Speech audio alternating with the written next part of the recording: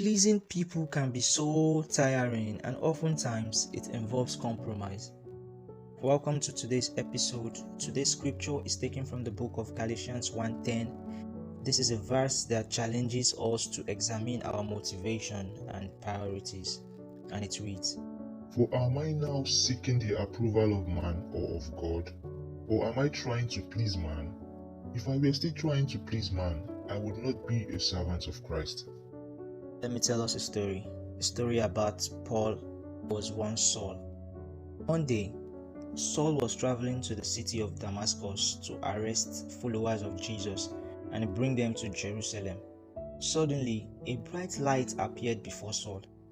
He fell to the ground and he heard a voice, and that was the voice of Jesus, asking him, "Why do you persecute me?" And Saul became blind all of a sudden. This encounter began a radical transformation in his life. He was no longer interested in making life difficult for the followers of Jesus, but an hunger to join them came. Saul became Apostle Paul. Paul's new life was very different. Instead of holding an important religious position like people of these days do, he was a street preacher. He was going from street to street, nations to nations, preaching the gospel. Instead of highly regarded by people of importance, he was often falsely accused and put to prison. Paul no longer cared about gaining the approval of people or being highly regarded.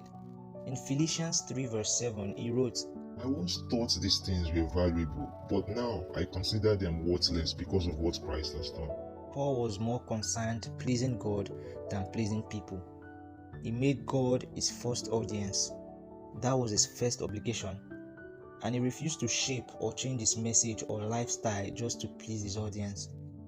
These days, people care about getting likes from people than getting like from God. This is a lot of trouble in this world today. Trying to please people and neglecting God will only bring more troubles.